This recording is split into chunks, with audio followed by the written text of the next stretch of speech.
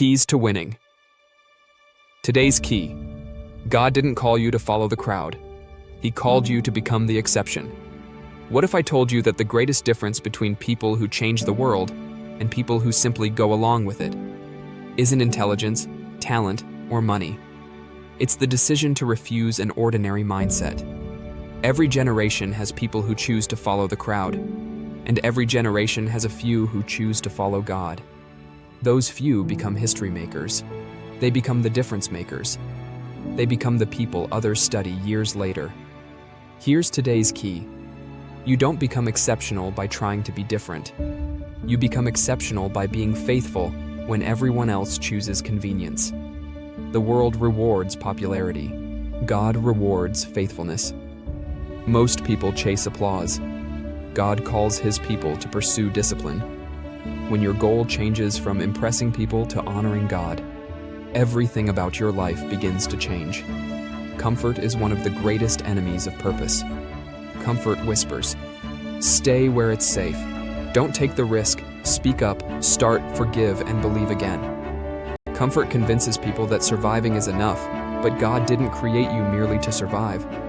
He created you to thrive. Think about the Israelites. God delivered them from Egypt, but many of them never entered the Promised Land. Why? Because freedom requires faith. The wilderness became more comfortable than trusting God. How many people today are living in emotional wildernesses because fear feels safer than faith? Some stay in unhealthy relationships because change feels uncomfortable. Some remain trapped in jobs they hate because uncertainty feels frightening. Some bury their gifts because criticism seems unbearable. They choose familiar pain over unfamiliar purpose. But hear this. Every promise from God will require you to leave your comfort zone. The promised land has never been reached by people unwilling to move. Fear has a convincing voice. It says, "What if you fail? Nobody supports me. I embarrass myself, or I am not good enough." Those questions stopped millions of dreams before they ever began. But here's something interesting. Fear almost never asks, what if it works? What if God opens the door? What if this becomes your testimony? What if your discipline changes someone else's life? Fear only presents one side of the story. Faith reveals the other.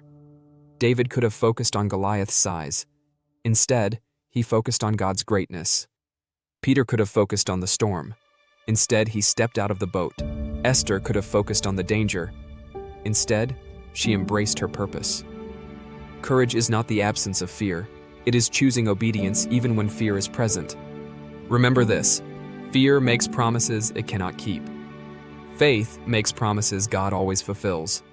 No one accidentally becomes extraordinary. Great lives are built intentionally. If you want different results, develop different habits. Wake up with gratitude before complaints. Pray before panic. Seek wisdom before making decisions. Read God's word before reading opinions. Forgive before bitterness takes root. Encourage instead of criticizing. Give instead of merely consuming. Serve instead of seeking recognition. These habits seem ordinary, but practiced consistently, they produce extraordinary outcomes. Every champion, successful marriage, and thriving business has routines. The habits nobody sees eventually create the life everyone notices. Never underestimate what God can do through ordinary discipline repeated every day. One of the hardest parts of the journey is remaining faithful when nobody notices. There will be seasons when it feels like your prayers aren't being answered. Your work isn't being recognized. Your progress seems invisible. Your sacrifices go unnoticed. Those are the moments when most people quit, but those are also the moments when character is being formed.